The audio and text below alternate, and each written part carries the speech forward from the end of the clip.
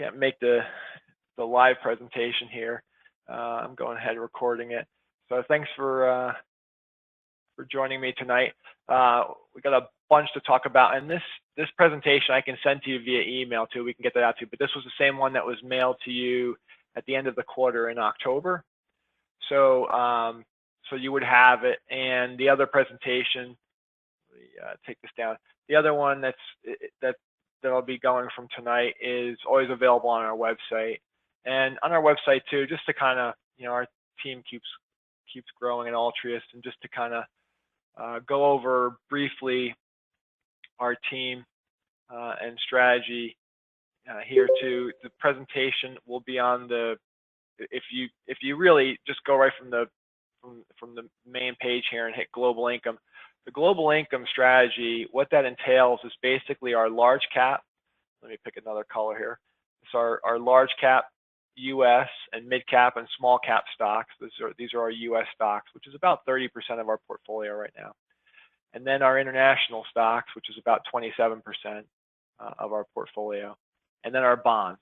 So our global income, most of our clients, including myself and Altrius's 401k invested side by side, is the global income, which is a balanced, classic 60% stock, 40% bond portfolio based upon global macro, how I'm tilting the portfolio.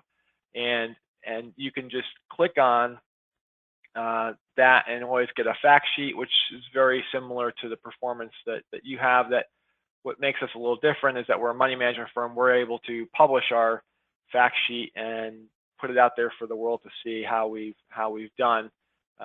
Most wealth management firms don't do that, but we're a money management firm and a wealth management firm. And then the presentation I'll be giving is also available right here on the site, so you'll be able to click on it. And of course, as I mentioned, we're a wealth management team, and our portfolio management team, the people who are actually doing the trades, and Zach works up here in New York with me and concentrates more on the fixed income side of coming up ideas. So today, you'll see in your portfolio, we've recently purchased LifePoint, a bond, and we've been looking at repurchasing ENSCO, an offshore oil driller, again today for a position I approved. Everything is, of course, finalized by me and reviewed by me. And then the traders, Joy and Becky, are keeping your cash flow needs. As you need cash, that's what they're doing for your portfolio, and continuously rebalancing your portfolio, tax loss selling, all of those things on an ongoing basis. And the financial advisors, Tara, of course, works in Eastern North Carolina. Chris works in the Carolinas Central, and then Massimo from Western, North, and South Carolina in that territory. And then Darren works with Joy, Chris, and Massimo out of Raleigh. Rita works out of New Bern, and Annie is up here in the New York area with me. Fortunately, since she's my wife, she hasn't left me yet. So. And that's just a brief overview. But tonight, what we'll talk about is the main presentation. But before I even go into the presentation, I always want to talk about, I always kind of get a raise of hands for those, and I always say this, whether I'm out there talking to advisors that we're selling our mutual fund, which, by the way, our mutual fund that we sell to advisors is not something any of our private clients or any of you are on. We only sell our mutual fund to advisors around the country because the fees are higher and you can't control interest rate risk. And it's a painstaking process for us to do individual stocks and bonds for our clients, but it's a much better process for you to actually own the bonds in order to control interest rate risk in a potentially rising interest rate environment. So the mutual fund here that we sell to advisors is, you could also click on that and see how we're doing. We're having a good year this year, up about 4.5%. We're highly ranked on Morningstar, much like our separate accounts are. So when I ask advisors around the country or private clients, hey, if I could guarantee you, 6% a year, would you take it? And of course, probably 90%, because of our style, which focuses on income, 90% of the room, 90% plus, will usually say, yeah, we would take 6% in a heartbeat. and want that.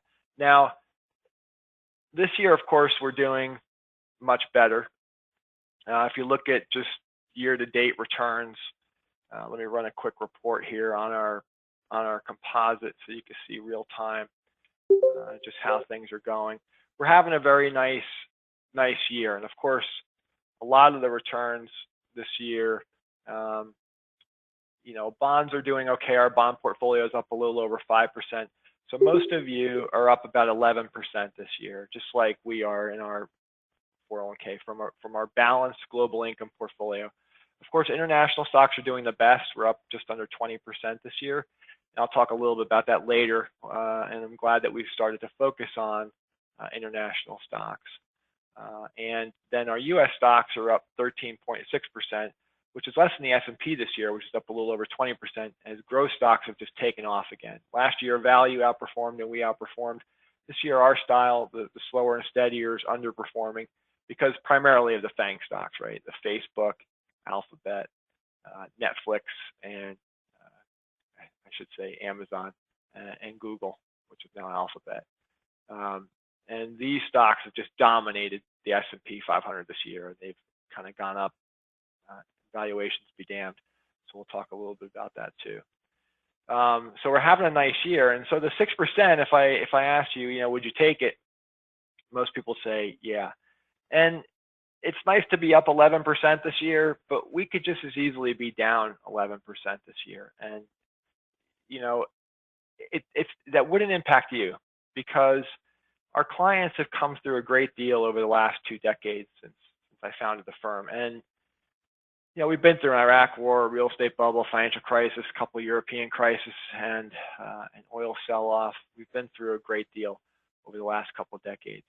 And you've seen this volatility, and it's nice that we've more than doubled our client. If you started with $1 million, you have right around $2.5 million over the last 13 years, which is nice. And I can't, of course, promise that return going forward. But most importantly, none of our clients had to go back to work during any of these crises. None of them, although they were nervous during these downturns, and although these sell-offs feel horrific, even the one like the oil crisis we had here, or even the little ones, that we've had, little sell-offs along the way that are 10% corrections. They feel terrible when you're going through them, and nobody likes them. Just like I said, nobody would feel good right now if we were down 11%. And we feel good because we're 11%. But our clients' income never changed during the ups and downs of the market because we paid out roughly, 4.5% to 5% a year. Right now, we're right around 4.5%. So my income changes. The income for the firm changes. We managed $345 million. If the market was down 10%, that means we're down 34 million, and that's severe.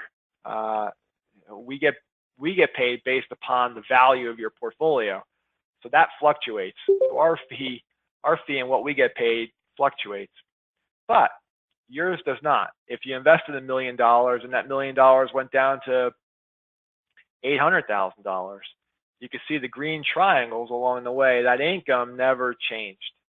The income has stayed steady for our clients, allowing you, and just think of it this way. If I was crazy enough to put all of your money in one stock, let's say Caterpillar, right? And I just said, okay, Mr. and Mrs. Smith, we're going to take your money and put it all in Caterpillar. And obviously that's not good. We're invested in 75 stocks, so I wouldn't put all your money in one stock. But if I did, and Caterpillar went down 20%, 20% decline in Caterpillar, everybody would be very nervous about their portfolio going down from $1 million to 800,000. However, your income wouldn't be impacted one bit. I mean, you could go to Yahoo Finance here, and we can look at Caterpillar, and everybody's nervous, and you'll hear Jim Cramer, who just got off CNBC, who's my neighbor here actually in Summit, New Jersey. He's a really nice guy, but he drives me crazy. The book I'm writing, so by next year, I promise to you, by next Christmas, I'm going to have a Christmas present for you. I'm going to have a book that's been in my head for 20 years. I'm going to give out next year. So that's my commitment, is to add to all the other things I got going on. I'm going to write a book and formalize and write down, what our process is. I'm beating up beating up the media pretty badly in it because they're not helpful. They want you to get on and always say that you know what's going to happen. Well, I know the market's going to do this or the economy's going to do that, and the answer that I don't know is never a good answer that they like, so they don't want you on. Or I know Caterpillar is going to go up, or I know Caterpillar is going to go down. I don't know Caterpillar is going to go up or down. What I do know is Caterpillar's raised their dividend over very long periods of time, and Caterpillar, as you can see, has earned earnings per share expected. If you look at most of the analysts around the country right now, and you say, okay, next year there's 23 Wall Street analysts, really smart guys, and you can even look at this if we looked at we brought up the company here. I'm just going to bring up Caterpillar. Quite slow right now. So if I brought up Caterpillar, and we said, okay, let's look at all the really smart Wall Street analysts who do really dumb things, but let's look at their estimates for what they think Caterpillar is going to do. And we took all these guys, and they're looking at fiscal year this year. Let's look at fiscal year 2018. And the average is about just under $8, right? So you're going to have the guy from Goldman Sachs, he's at this level, and the guy from Wells Fargo, he's at 840, and the guy from Stifel Nicholas is at 714. There's differences of opinion, right? Of where, and then we could star rank all these guys. The 5-star guys usually go down to 1-star, and the 1-star become 5. What's funny is usually a company that is going up, analysts are raising their estimates, and stocks that are going down, they're downgrading their analysts. They're always late. But if we took all these really smart guys and averaged out their earnings, let's just call it $8. Let's call it $8 a share that Caterpillar is going to make. And Caterpillar is paying out a dividend of $3.12. So, simple math here, $3.12. Let's say Caterpillar's earnings, get out my 12C HP financial calculator here, and let's say that their Caterpillar has a really horrific year, and their earnings go down by 20%. So let's say instead of $8, it's down to $6, or just horrific, right? So $6. They're still only paying out, as you can see, $3.12 of the $6. So they have room to still pay you your dividend. So even if you look at a longer term chart here of Caterpillar, you'd see that, along the way, if we kind of did a 5-year chart here of Caterpillar, which has been a, good, nice stock for us. Everybody hated it. Jim Cramer's yelling about it. Oh my God, China's terrible. When we entered the stock back in, let's see, when did we enter? It was our best performing company actually last year. But when we entered it initially, Caterpillar declined in value, so it was going down. And again, as a value investor, you're just buying more shares. You're buying more along the way while everybody's panicking, because you're not buying Caterpillar for today. You're buying it for the next decade. And it would be silly for me to wake up this morning and say like, oh, I got a headache. This company's horrible. I'm tired. I'm selling the company. And then at noon go, oh, what did I do? Let me buy it back. And then, at the end of the day go, oh, you know what? I'm tired again. I'm just going to sell the company. I've had enough of this. And that's what, TD Ameritrade and Schwab and CNBC and Bloomberg, that's what they want you to do. They want you in and out. They want you to buy and sell continuously instead of looking at as if you're buying a piece of a company. And that's the way you should look at it. Is you're buying a piece of a company that you're going to grow with over time. And as you can see, is committed to paying you dividends over longer periods of time. And you can see that too, even by, looking at the each of these dividends, you can see that the companies continue has always been committed to paying its dividends. And so when we entered Caterpillar back in, let's see when we were here, the exact date that we entered it was, I like to tell the story of one stock that way. So we bought it in 2013. June was when we started purchasing Caterpillar. So back in here. And of course, I looked smart for a little while, and everybody gets excited. Whoa, Jim, great move. Caterpillar's up. Whoa, Jim, you're the dumbest guy on the planet. How could you do that? Oh, wait a minute, Jim, you're the smartest guy on the planet. Now, I didn't get any smarter or dumber all in one period of, 4 years here. And this can feel like an eternity when you feel really smart and really dumb. But most importantly, what it's done for you is Caterpillar has continuously increased its dividend.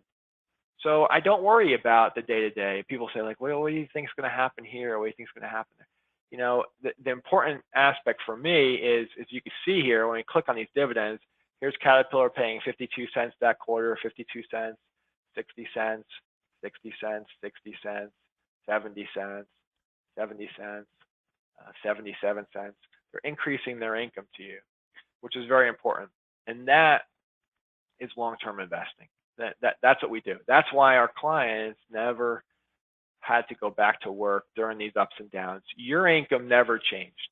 These green triangles, your income stayed steady through all of these crises that we live through as a family, as an investment family.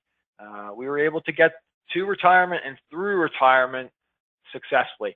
It's something I'm exceptionally proud of when I look back at 20 years, that none of our clients ever had to go back to work. None of our clients had to, get jobs. We've been able to successfully get our clients through some very hellacious periods of time with the slow and steady style and process that we have, and it's the reason why I'm writing a book is it's a three-pronged process. It's the classic value. It's the Warren Buffett style, not paying too much for anything, And secondly, it's with the caveat of is dividends. I don't like to buy too many companies that are cheap, but also want that dividends. Because when you look at it, if I went back to that total return, if you look at our clients' portfolios over time, dividends have made, 70% of the total return. The dividends and interest has been paid to our clients. So if I, crunched numbers since the beginning, and thank you for some of you who are literally with me from the beginning, when we had our 20-year anniversary party, kind of told the story of Altrius, and can't believe that some were actually willing to invest with me back then and take a shot. And fortunately, it's worked out for all of us. But if I did a chart here of all of our private clients going back to when I started doing the managed money back in say we go back, I'm going to go back as far as we can here. Like I'm going to go back to like 2001. Or let's just go back to 2002, and we looked at the performance over time. Very importantly, what you're going to see is it's crunching. It's going to crunch through, all these years of data here, so I'll let it go. But what you'll see is that dividends and interest have made up a tremendous amount of the total return for our clients over time. And even our clients who have started with $1 million and taken out 4% a year, you can still see are still above their $1 million investment. So they've had that 4% annual distribution. Of course, their principal looked like it was going down, but as long as you didn't panic, as long as you never forced us to sell Caterpillar for you, we never had to sell any shares of any of the stocks we owned, and our clients were able to just keep collecting the dividends, keep collecting the interest from the bonds, even though we'll definitely have defaults along the way. And that's been able to give us that nice, steady stream of income over that last year. So again, when I ask our clients, would you take 6% a year guaranteed? The answer is usually yeah. Now, for those clients or prospective clients who say, like one I talked to this week from California, what's hot now? It's like, well, you're not a client for us. That's not what you find with all the hedge fund blowups, and there have been numerous more hedge funds that have blown up this year. I don't know how many, from some of the smartest people on the planet, really smart people. I often talk about the hedge fund managers of the decade, guys who ran their mutual funds into the ground because they thought they were, too smart and took gigantic risks with other people's money. Guys like Bruce Berkowitz, who ran the Fairholme Fund, was a 5-star fund. He was fund manager of the decade and had, 20-something billion under management. And you can see today, Bruce still, for some reason, I don't know why, still manages 1.9 billion.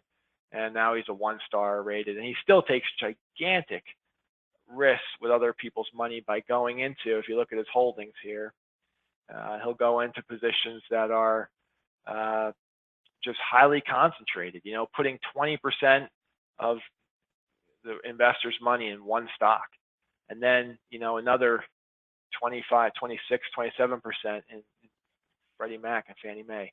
It's just foolish to do that, you know, to do these kind of things. And Ken Hebner, Bill Miller, all of the, you know, hedge fund guys who have done these kind of things and blown up their hedge funds. It's just not a prudent way to manage money. You can get your name on Money Magazine for a while, but you can also blow up your fund in the process, blow up your firm in the process. So living to fight another day is an important aspect of what we do, and diversification is truly the only free lunch. So at this point, I'm going to unmute everybody and just kind of throw it out to you to see if you have any questions that you want to. You can also remember, you can also send a question to me via chat.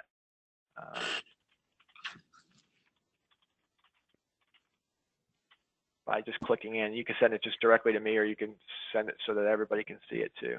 Just send that message out to everybody. Does anybody have any questions as we go?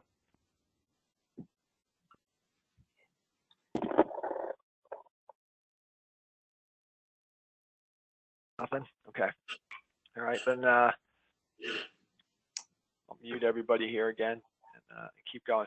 So now what I'm going to do is talk about some of the things. And first I'll go into Bitcoin first, because I find Bitcoin to be fascinating right now, and it's a question that, you know, you're in bubble and euphoria type stage when just this week alone, I was traveling. Where was I traveling to? North Carolina, coming back from, you know, a couple of Ubers, and the Uber drivers are talking about it. My son and his stock market games investing in Bitcoin. My uncle Ed calls me, what's with this Bitcoin? You know, at that point that we possibly have a bubble in the making, and that can obviously be very problematic. Now, can Bitcoin go higher? Sure, but to me, importantly, what is currency? You know, and what, first of all, let's ask ourselves what currency is, right? So currency, to me at least, is first and foremost, it's a store of value, right? It's supposed to be something that if I pay you $1 today, you know what the dollar's worth, and you don't have to worry about going down 20%. It's not like we live in Venezuela or somewhere where you can lose the value because of hyperinflation or some other event. A Swiss franc is a Swiss franc. You know, Canadian dollar is a Canadian dollar. U.S. dollar is a U.S. dollar.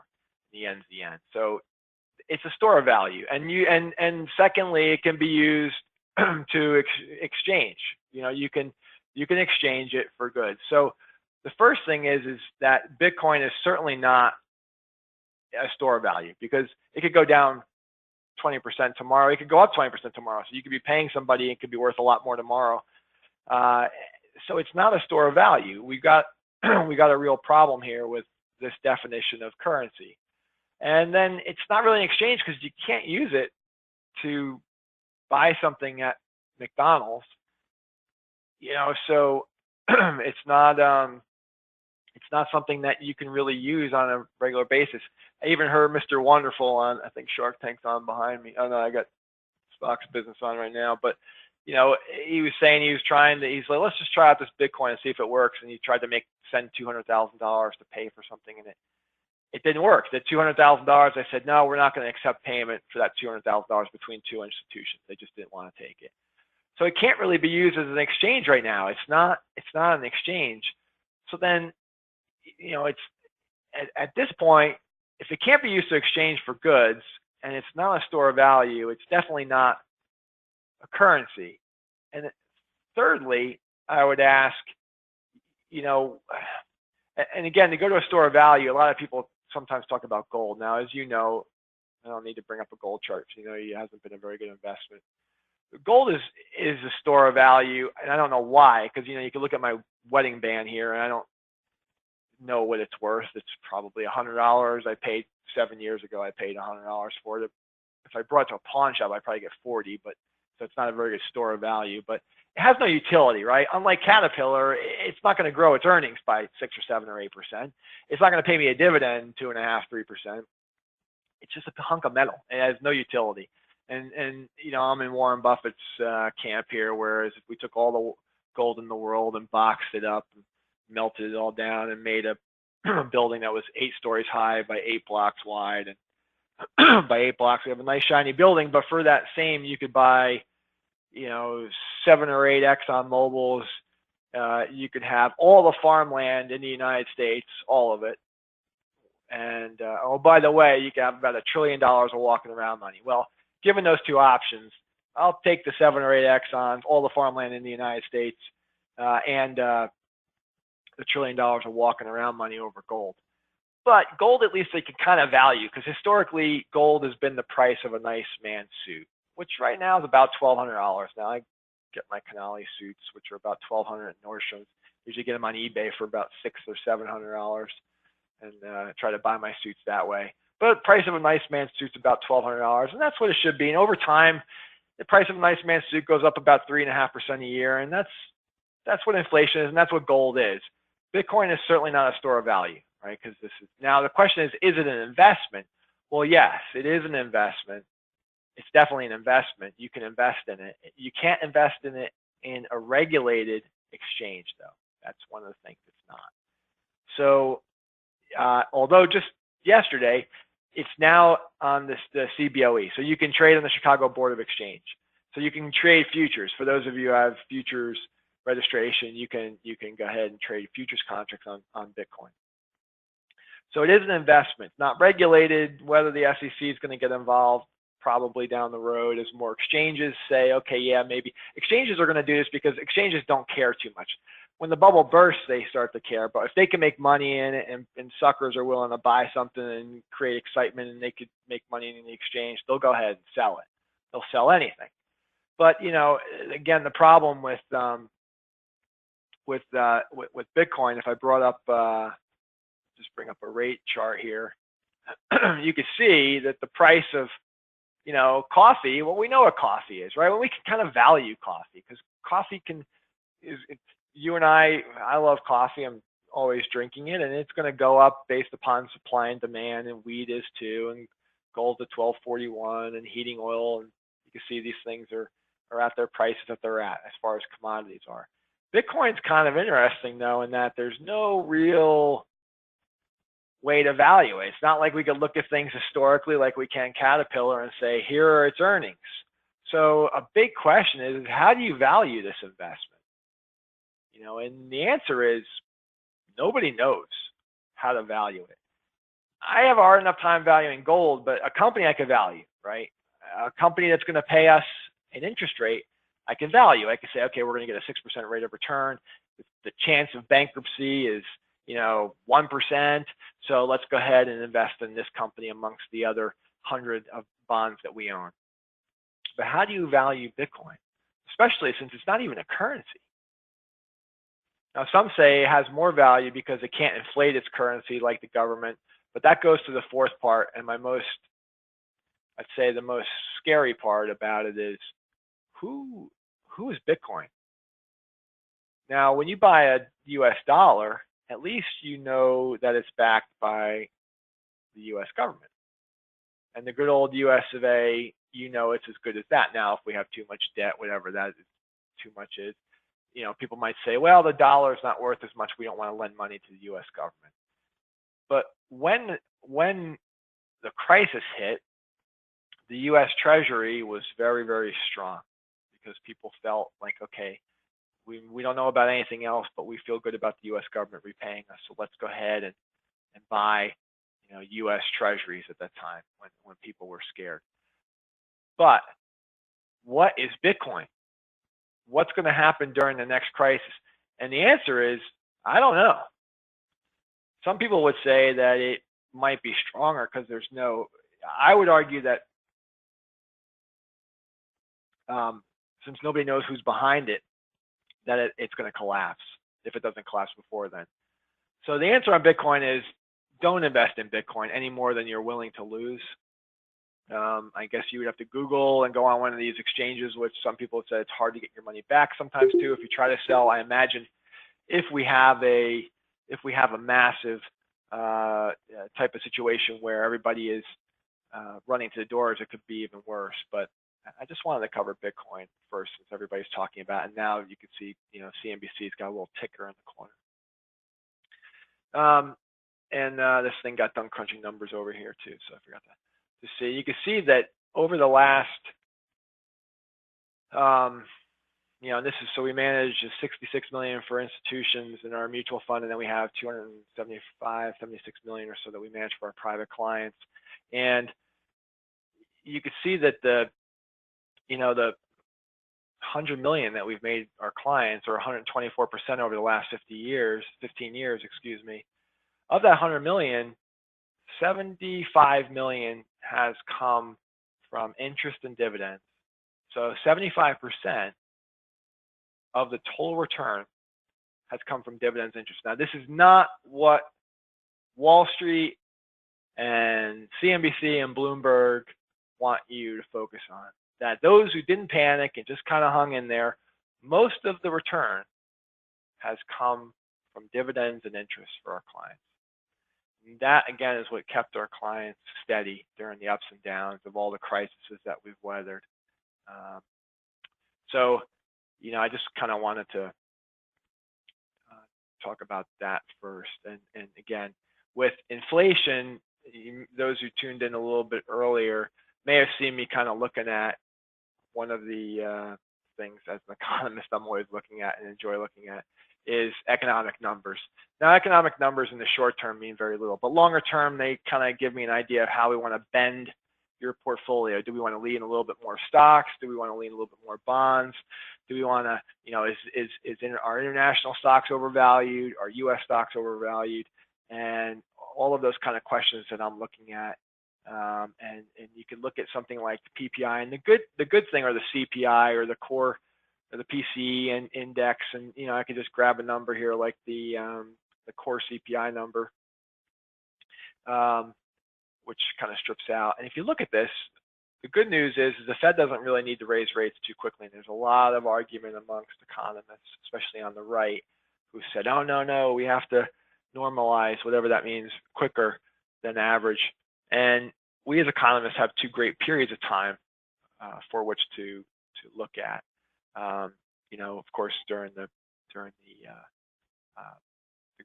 Great Depression, we got out of it by spending a lot during the war, and during the early, if you remember the early 80s, we had hyperinflation. The Fed kind of got out of that by quickly, raising interest rates and stifling growth.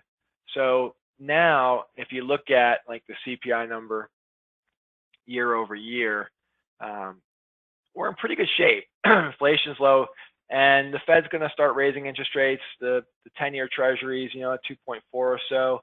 And historically, where's inflation been? Well, if we went back and did a max chart here, going back way back to 1958, which is as far back as this data goes, and sometimes economists get blamed. They're like, oh, you economists are spiking the numbers or cheating the numbers. And, they're good. The 10,000 economists work for the federal government. They're good people. They're measuring the price of bread and the price of coffee and the price of a basket of goods, and they're doing the best they can. Of course, I talked about the high inflation we had here in the late 70s, early 80s, and Paul Volcker came in and raised interest rates to stifle that, and it worked. By the way, when rates are going up, gold stayed at $300 for forever. If I interspersed a gold chart on top of this, you'd see that it really did nothing, and it spiked for a while. It's kind of come back down from 1800. So that's why we're not investing in any gold. As the Federal Reserve raises interest rates, I suspect gold prices will probably go further down, assuming inflation stays in check. So we've had, if you look at a chart, more importantly, say the last 10 years, inflation's been very low, and it's been in this range of very stubborn for economists. And you've heard Janet Yellen talk about this, like we've pushed all this money into the system, but we haven't had any inflation. And I think this trend's going to continue. I think it's going to continue to confound economists, because technological innovation has just been incredible. I mean, when you look at now, we can go sideways for fuel, and fuel permeates everything that we do in society, everything. It's just, it's just the cost of transferring goods, and so cheap fuel effectively means cheap products across the board. And then secondly, when you compound that with technological innovation, and then thirdly, with incredible productivity, that sadly wage growth has not gone. And one of my favorite charts, probably absolutely my favorite chart, I'll bring up here, is consumer spending and wages. Effectively, wages always go with. So I made this chart here.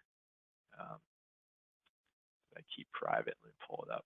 That shows spending versus income, and all this is a year-over-year change of income going back to 1960. And I even put recession. So the recessions here are in gray. And if you look at, and this is what's cool about doing this on the web, I could never do this presentation in a live dinner audience, be able to kind of do different things on the fly here. But what's really interesting about this, and you can see that the year-over-year change for the CPI index is in yellow, and then the disposable or personal consumption is in yellow, and the disposable personal income is in blue. And you can see there's a very high correlation here. If I pay my employees more money, they're generally going to go out and spend more money. And what's happening is we've had very, very stubborn wage growth, so that this personal income here has been very low. And if you see, if I change the date range, even if let's say I just go back to the last 10 years on this chart, you'd see that it just we've had some spikes, some abnormal spikes where it's like, okay, we've had things look like they're getting back up and personal income shooting up, and then wait a minute, it's negative here in 2013, and and of course during the financial crisis this all came tumbling down and people spent less too. Personal consumption went down. Now we're starting to get a little bit of wage growth, and this is kind of hopeful, right? We're starting to see some animal spirits, and companies maybe starting to spend. They're starting to feel a little bit better. Maybe we get some tax relief. That's positive for companies. But because of productivity and people not really being comfortable, I just had dinner with some friends over the weekend, and nobody's really comfortable with their jobs. And because of that, it's not like they're going out there and spending hog wild either. So, I think this Christmas will be one of the better Christmases that we've seen in some time. But these things are very highly correlated. So to me, this is a very important aspect. And the Federal Reserve, because of technological innovation and because of high productivity, and inflation has been very stubborn. So we have not seen inflation. That gives the Fed reason to not have to raise rates. Now, if they raise too quickly, that could send us into a recession. That can absolutely send us into a recession. And that's the only thing that really correlates when you look at over time. The one thing that correlates to stock market declines is recessions. I'm gonna have to refresh this chart here. Go back to this is client presentations. Pull this chart over. Okay, so the economy is doing very well. Of course, we're having a great year. Things are doing terrifically this year. From an economic outlook, GDP had 3%. Is that gonna, of course, the politicians always want to take credit for 3% GDP. Is that going to hold up? Possibly. I hope so. But my target has been 2% for the last decade, and I've moved it up to like 2.4. And hopefully we get that, and maybe we get 3. Who knows? That would be nice. But these are all positives. These are good financial. We have less regulation. We have potentially lower taxes. These are all positives for economic growth, and certainly support economic growth in the shorter term and longer term. Now, this has been, a lot of people have said, like, is this the end? Is this the end of the stock market run? And we do, and that's been something I've been hearing for a decade now. Is this the end? And actually, 8 years. And the answer is I don't know. I'm not sure if this is the end. But this economic expansion has been very shallow. Most, when you have a recession, usually you have a snapback very quickly. This one's been very deep, and this one's been on the mindset of a lot of individuals. Not quite like the Great Depression, where some of our clients of that generation double-dip tea bags, and even though they've got $2-3 million, and the thrift is just amazing from those individuals. But this has had a permanent imprint on people's brains of fear that people don't want that to come back. And so this expansion has been very, very shallow. So we have room from an economic expansion to go from a year standpoint. But it has been one of the longest expansions in history, now the third longest. But the Fed's still extremely accommodative across the globe. You can see Japan is just incredibly accommodative. The U.S. Federal Reserve, obviously, here is starting to raise rates a little bit, so we're pulling back a little bit. The European central banks kind of catching up, right? Once they got the Germans and Italians on the same page, they said, okay, we need to be accommodative. And their balance sheet has certainly grown.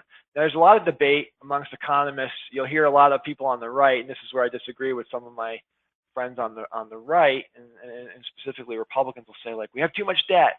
They could be right. I don't know what too much is. Nobody's talking about worries about Japan's debt to GDP ratio. The United States will certainly grow over time. We all know, again, what got us out of is when we went to about 100% debt to GDP during World War II. And it may be that 100 years from now, because economics is relatively new science, that we realize that countries don't have enough debt on their sheet. We don't know. I mean, many countries, Ireland and others, including us, nobody wants the Carter years anymore. And the U.S. government only had about 30% debt to GDP before we had those horrific recessions and energy crisis and everything else we had during the 70s. Nobody wants those years back. And we've had plenty of depressions when we've only had 30% debt to GDP. Hell, Andrew Jackson, who's possibly my least favorite president of all presidents, who, when they were talking about taking my man Hamilton off of the $10 bill, I was almost having a conniption. I said, take Jackson off. He killed the bank. And Andrew Jackson was so proud of the fact that he eliminated our debt. And of course, we went into a horrific 8-year recession and no Federal Reserve, no central bank to help the economy. And he left that to his, to the next litany of presidents of problems until 1913, when we had the Federal Reserve Banking Act that we have today. So the question is, and you think of it as a micro level. If you're an individual who makes $100,000, a bank is happy to lend you $300,000 to build a home. Well, that's 300% debt to your gross national product, or your GPP, your gross personal product. So that's 300% debt to your GNP. So maybe 300, but maybe we should be borrowing a lot more. And I don't know the answer. I'm not saying, but when you hear people on the right say, "Oh my God, we're putting this on our children," well, they could be right, but don't take it as gospel. Don't think of it as a personal balance sheet like it's your own.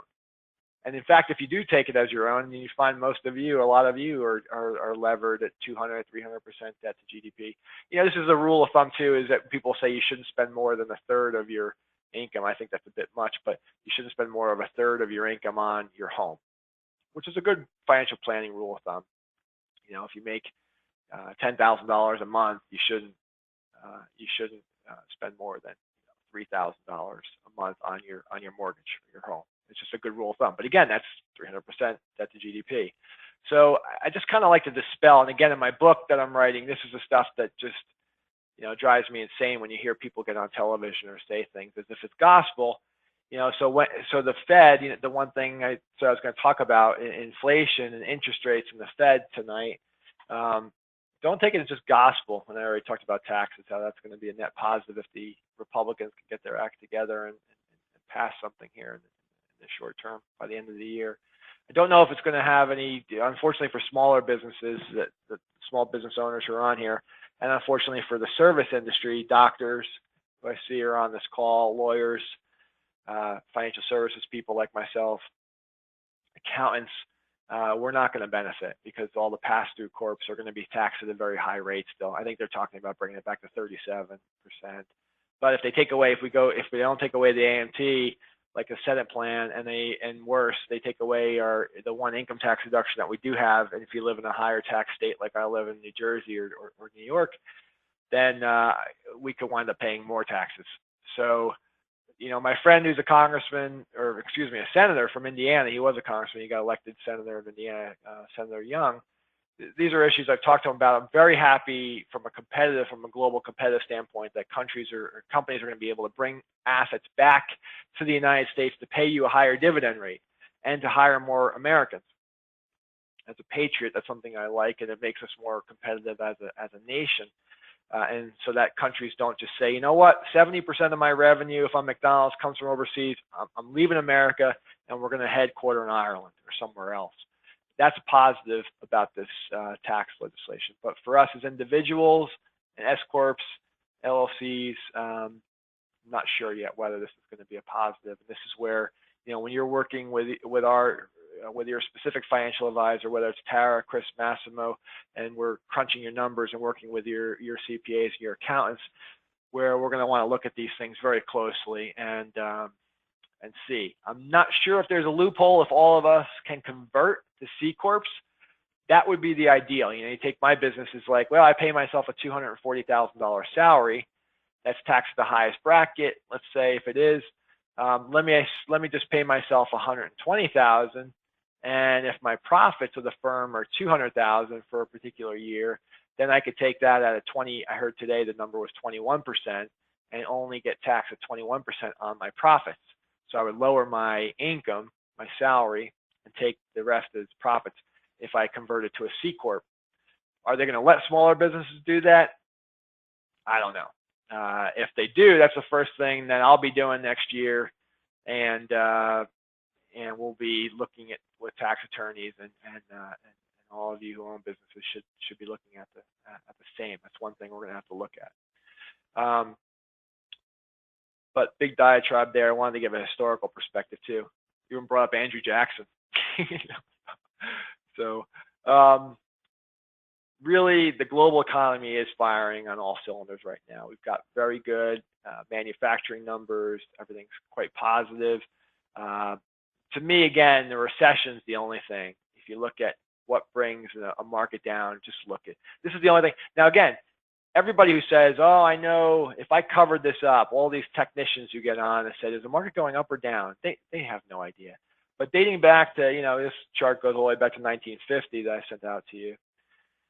If you look at, here's a recession, here's the stock market going down. Sometimes the stock market go down predicates a recession, but generally when earnings slow down, here's 1973, 74, this was when my dad came in business, 1973. We had the energy crisis. Well, what happens? Boom, the stock market fell 50%. We had the tech bubble in 2000, market fell 50%. Horrific decline. The financial crisis we just went through, market fell horribly during that period of time. No recession right now, stock market's doing great. So the only thing that you can say definitely guarantees the stock market declining is a recession. So that goes to my, I have no idea whether we're going to have a recession next year or not. I think the probability is low. Therefore, I think the economy and the stock market can continue to grow at a reasonable rate. And that's why when I look at it, I model for the scenarios. I say, okay, what if the doomsayers are right? Under that scenario, the stock market over the next 5 years can lose, 35 to 40%. None of us are going to be happy under that scenario. Now, I put this bear scenario as a very low 5%. Now, there's plenty of people who will go out there. If we just brought up Yahoo right now, there are, these groups of people, Stansberry and other charlatans who will come out there, and it sells, right? I mean, it just absolutely sells. I don't have to scroll down very far to quickly find stuff that you'll see is usually sponsored. It'll say sponsored next to it. That is somebody selling you some kind of bull crap that is telling you this is what's going to happen next, because Bitcoin's easy to talk about. So right now it's like, hey, invest in this. Or so when you see the sponsored things next to it, here's Stansberry Research, right? So these guys are just absolute charlatans. Now they have free speech amendment. They're not regulated by the SEC. This guy has been actually fined $2 million by the SEC, but he's still out there. He can still sell books, and he can still sell you if you buy his thing for, you know, $200 a year or whatever to pay for. You know, nobody believed Porter Stansberry 8 years ago when he said the largest bank. Well, he's been crying foul. If you could just look historically now for 8 years, and he's been horrifically wrong. But even a blind squirrel finds a nut every now and then. So eventually, this guy's going to be right. You know, but you can't you really have to tune these nut jobs out. And you know, so what we do is we model for the rational economists who say, like, what can happen under this scenario, and then the bullish economists, and U.S. stock market could keep raging almost, you know, 8.5% a year over the next 5 years. You can see international stocks have a lot more upside. Base case scenario, those FANG stocks, those growth stocks, the overvalued Amazons and Facebooks and those kind of stocks right now, to me, our stocks are reasonably valued at about 16 times earnings. Those stocks are not reasonably valued. But you can see why we've been moving in international, and why we're not investing in the safer bonds, because safe bonds perform poorly in a bear scenario, in a base case scenario, and in a bull scenario. They just do horribly under each of these scenarios. So we've been focusing primarily on high yield bonds, junk bonds, over the last 7 years, because that's the only place we've been able to find value. You know, when I talk to advisors around the country, I start out by saying, okay, Mr. Advisor, and this is where I'm bashing advisors in my book, is that I'll go back and say, well, what's a safe return right now for bonds? Well, 2% if we put it in a safe mutual fund. Great. And Mr. Advisor, what do you charge your clients? Well, we charge our clients 1% a year. So, well, that's great. Now, Mr. Advisor, what is 2 minus 1? Well, that's 1, Jim. I'm like, oh, great. You guys are geniuses in math. Okay, so that's great. Now, the next question I ask them is, can your clients retire on 1% a year?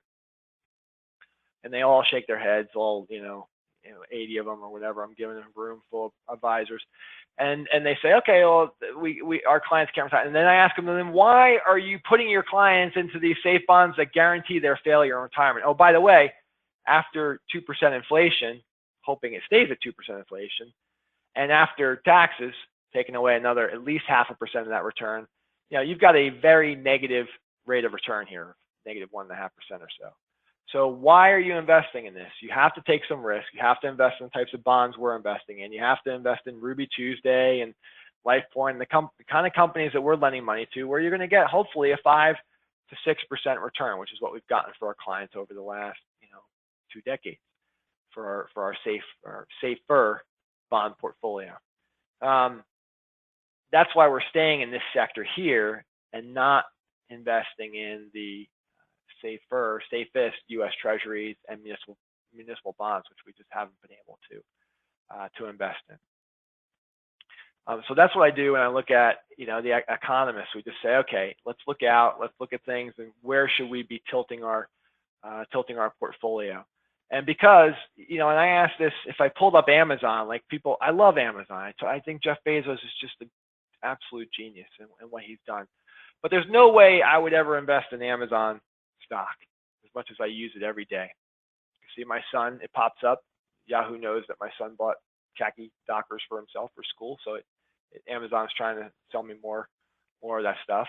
But if I popped up on Amazon here, so I asked my son, I said, Maximus, what should a company sell for? And he had no idea. And I said, well, Amazon's selling for 300 times trailing earnings, and which is crazy, right? So let's look at, let's even look at forward earnings. So it's selling at 140 times forward earnings. So I said, Maximus, if Altrius made $1 million of profit, my company made $1 million of profit in 1 year, and somebody was willing to pay me 145 times earnings, how much does that mean they'd be willing to pay me?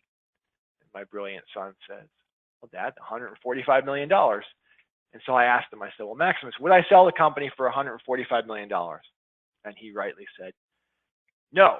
And because he's heard me say 1 million times, I'll never sell a company. I love what I do. I hope I do this.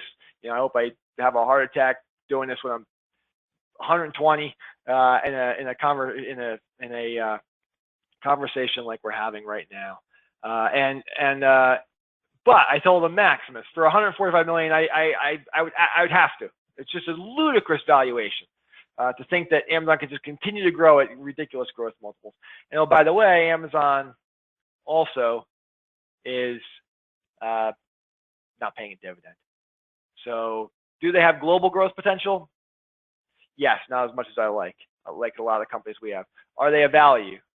No. And do they pay a dividend? No. Then we don't invest in it. Slow and steady wins the race, and avoiding blowups. For every Amazon, there's a Yahoo.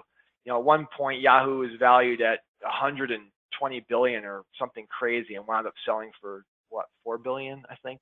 Yahoo sold for, which is probably still too much. So that's, you know, absolutely insane valuation. And again, that's value investing versus growth investing, where guys on Wall Street always want to chase the herd. They always want to chase what's going up. So if you look at Yahoo this year or Amazon this year, they're like, oh my God, it's going up. You know, with Bitcoin's up 1700%, just invest in that, because they don't get fired. If you're a value investor, you're buying something that everybody hates is going down, and I'm trying to focus on getting income to our clients, and where they're trying to, most Wall Street analysts are just trying to keep their jobs. And so very few people on Wall Street are true value investors. They're usually just trend following and following the herd. I got a question here on the chat, which I told you I don't see very often, so I have to. Wouldn't the C Corp pay 20 to 22%, and then you have to pay again on the income it disperses like we do on dividends now? I don't believe so, Doctor, because with the question of again, this is assuming we're able to convert to a C Corp, which I don't think it's going to be allowed. But let's say we can.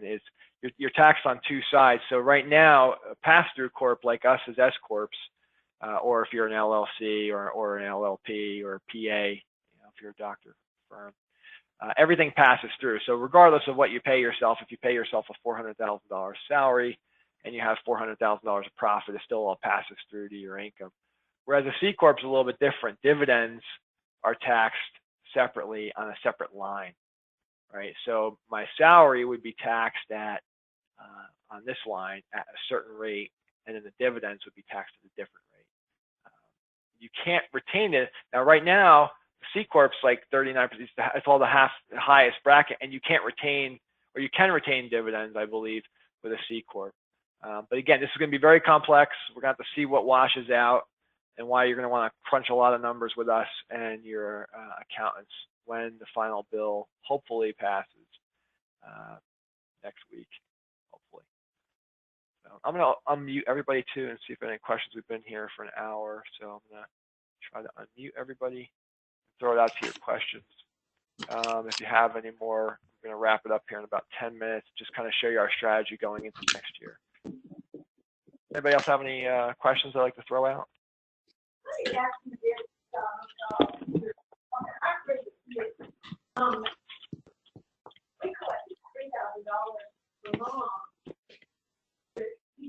Somebody's talking. I don't think that's a question. I just think that's background noise. Anybody else have any questions?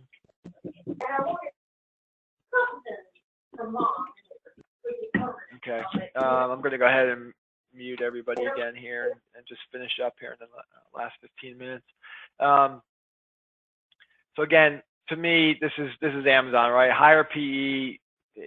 If you have a higher PE ratio, your returns are generally very low, and the current PE ratio of the market is very low, and the expected returns, I think, are very low for the S&P. As a value investor, we're usually paying, again here, around 10 to 15 times, 15 to 20. I think we can make reasonable returns, which is why I've always focused on value investing. Now, I'm just going to show one chart of why we've gone from over the last, 7, 8 years ago, we were only 10% international, but now we're up to 27% international. And you can see this chart kind of shows how it generally follows trends where international stocks will outperform like they did here in the early 70s, and then US stocks outperformed. And then international outperformed, and then US stocks outperformed from the Reagan years here, from 80 to 86 or so. And then from 86 to 1990, international well outperformed. And then we had a huge outperformance of U.S. stocks. I mean, massive period of time, from 1990 or so all the way out to 2000. So those were big outperformance for U.S. stocks. But then international stocks greatly outperformed, 134% versus 27% for the U.S. economy. And now again, we've had another, from 2007 to current, we've had another period of time where, except for this year, you can see international. Now, is this the start of international outperforming U.S.? I don't know. I would say it's quite likely because of valuations, and so that's why we're focusing more on finding more value overseas. I got another question here. Would a black swan event have a bigger impact on international, and could you anticipate any event that would occur which would induce you to sell, or are the international stocks so value-based that you would hold on no matter what? So my answer to that is, the only thing that would cause me to sell all of our stocks would be nuclear war. And when I say that, I don't even mean nuclear war between North Korea, because we've gone through nuclear war, right? We had, when we dropped the bomb on Japan, and of course Japan and the United States did very well subsequently. Massive nuclear war where major cities are getting wiped out would be very different. And nukes in the hands of terrorists or a terrorist nation would be very damaging, and that would be probably the only period of time that I would say, okay, it's time for us to sit this one out and to not be in stocks at this time. But I do believe, and you look at all the hellacious things we've been through over the last 200 years and wars and everything else, I do believe in great American ingenuity, and just when you look at where technology is going, I'm very cautiously optimistic and very bullish and very excited about where medicine and technology are going and where the economy can continue to grow and expand. The only downside, again, for me, and the good news is that the technological ability, and you can see this, that the North Koreans have had a hard time doing this, and they have a full nation behind it, and basically have the Chinese giving them the technology. For a rogue nation, a terrorist nation, to be able to have a type of technology, to even do a dirty bomb, would be exceptionally difficult for them to do, and to disrupt economy. I won't be there when it happens, because New York will blow, and I'll be blowing up right with it. So you'll have to be led by somebody else at that point in time, should they strike New York. I think when you look at North Korea as an example, though, he doesn't want to lose his power. He likes his life. He's not crazy. He looks at other strong men who have gone down, whether it's Gaddafi in Libya, or Mubarak in Egypt, or Assad in Syria, who's hanging on to power, Saddam Hussein, of course, in Iraq, and he's saying, hey, those guys who gave up nuclear ambitions lost power. And so my one way to hold on to it is to find nuclear ambitions. And I think he likes his life, and I think he realized if he ever launched a nuke, that'd be it for him. His life is over. So for that reason, North Korea does not concern me as much. But that would be, there's no other event that would induce me to sell that other than nuclear rounds in the hands of terrorists. And I think, fortunately, we're away. Every other black swan event, because we never see it coming, right? Everybody seems to think, oh, this is what's going to hit us. And the reality of it is it's not like if you see the train coming, you can get off the tracks and get out of the way when that light is coming at you. That's never the case. Nobody saw the financial crisis. The real estate bubble was easy for me to call. The technology bubble of all these .com stocks, like Amazon's and those that were just going astronomically higher, Yahoo, it was easy for me to avoid, just like it's easy for me to avoid Bitcoin. Although, again, you're giving up upside. Real estate went up another 30% when I got out in 2005. But the financial crisis is everybody getting scared and a massive sell-off because the financial institutions were too levered around these opaque collateralized debt obligations that nobody knew what was inside of them. And that was obviously a mistake. Unfortunately, this is again where I would disagree with my Republican counterparts and Senator Young, who's my good friend in the Marine Corps and the Naval Academy, is that we need to bring back Glass-Steagall. The big banks have gotten only bigger, and we need to let investment bankers be investment bankers and commercial bankers be commercial bankers. And I always give the micro example of, think of Altrius. If Altrius is a money management firm right here, and let's say we manage, like we do, 345 million in assets, and let's say there's Altrius Bank over here, which has $300 million in clients' assets that we lend out to small business owners and doctors and lawyers to start their businesses, and deposits, and we pay a measly 0.5% back to our CD holders, and we make money on their money, and that's what banks do, right? I mean, that's what banks are. So here's Altrius Bank. Now, if this is all one company, this is all Altrius, and Jim, as the portfolio manager over here, borrows money, which you should never do. You should never invest on margin, ever, ever, ever. But let's say I borrow money, and I borrow, another $300 million, and I bet it all on Bitcoin. Well, this $300 million is not only did I lose the $345 million, but I also lost the other $300 million that I owe. I just took this bank right with me. These $300 million assets are gone, blown up with Altrius Corp. Now, if there was a hard and fast line between these two, very Christmassy here, red and green, between these two, if the stupid hedge fund manager here blows up his hedge fund, fine.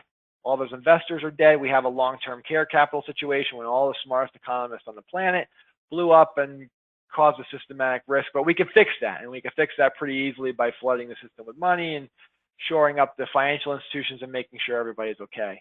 But what we don't want to do is take commercial banks with us. So will this happen again? Yes. At some point, we will have another financial crisis because we've made bigger banks even bigger. Hope I answered your question. So that's why we've been focusing again. So where are we right now? Well, we've been finding a lot of value in international stocks. Actually, right now, in real time, we're at about 27% international. So as you get your statements, and again, you can always go to your statements online. You just go to, anybody wants to look at my blog. So I usually send the blogs out via email, but you can go there. You just go to your login, go to your document vault, and you get your client, temporarily unavailable. I'll have to talk about that tomorrow. Find out what's going on. But that's where you would get go to your document vault and pull down your statements. That's when we send out the email saying your statements are ready. You can go there and pull them down. Of course, anytime if you want to know how you're doing right now in real time, we can send you that at any time, just like the reports I've been pulling up. I think I covered this last thing here too, the North Korea and geopolitical risks. So I'm going to delete that one off the page. Kind of wrap up here. So this is where we're positioned right now. I'd say we're relatively conservatively positioned. There's all these sexy strategies you hear about Invesco and a lot of fund companies saying, it's no longer the 60-40, it's the 50-30-20. And this is, again, where our advisors are doing all this, because the advisors I'm talking to, they go, oh no, our clients, at least the smart advisors, realize their clients are making 2% here. So what they're doing is they're still putting 2% and 20% of their clients' portfolio, and they're putting all alternatives in here. And just like the hedge funds, the alternatives are not performing well. So all this sexy strategies and non-correlated and investing in managed futures and long-short funds and hedge funds, everybody said this was the way to go. And the endowment models, the Harvard endowment, you guys have been running, just got fired this year because he's done a really crappy job managing money. And trying to use this endowment model, which doesn't invest much at all in stocks. And the performance returns have been dismal because everybody's gotten away from simple. And, it's no mistake that I actually put this right on our website. This is Leonardo da Vinci's quote, that simplicity is the ultimate sophistication, that people make things more complex. And if you can't understand what you're investing in, don't invest in it. It's a mistake to do so. And to me, it's keep it simple. It's the best way to ensure that you get a prudent rate of return over time. So this is our allocation going forward right now into the new year. And the problem, of course, is that we're in a low return environment. You can see the dividends, the interest of a balance like the Vanguard balance. We're just under 5% right now. Probably about 4.5% by the end of this year because our valuations, stock valuations have gone up. Our focus, again, has always been on above average dividends and income to our clients to get you that stream of income you need, regardless of the fluctuations of your portfolio. Who cares? I get paid less when your portfolio goes down. You shouldn't care if we feel better. Your portfolio is up 11% this year, but don't concern yourself with that. Concern yourself with the income of your portfolio that is spitting out to you. The problem with core bonds is there's no return, and the durations got stretched much longer than I'm happy with. I'm keeping durations short, so as the Fed's raising interest rates, we're not going to be as interest rate sensitive. Plus, high yield bonds are generally not as interest rate sensitive. Because that means if the Fed's raising rates, that means the economy is doing well. That means companies like Ruby Tuesday and those companies that are struggling more for cash flow, they're doing well, and they can refinance at lower rates, which is very positive for those bonds. Same thing with our stocks. We're always and have historically always provided a higher dividend right now. We're just under 4% for our U.S. stocks, and our international stocks are paying even more at about 4.5%. So our dividends are really nice out of international. Just another reason why I like international over U.S. too. Again, not like we're buying a farm on international though. We're still staying balanced. It's just that we're finding more value there. That's about all I had. I'm gonna go ahead and unmute everybody again here. And if you have any questions, go ahead and throw them out. You can yell them out, or you can send them to the chat room here, and I'll get them also.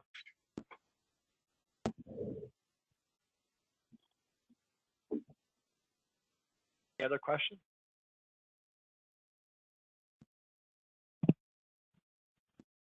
Well, I deeply appreciate you tuning in, and I know everybody's busy this time of year, and deeply appreciate the trust that you put in our firm to manage your assets. And it's not something I take lightly. It's the reason why I don't sleep much, and I hope that to reduce your stress by taking on your stress when Jim Cramer, my good neighbor here in Summit, New Jersey, is yelling about something.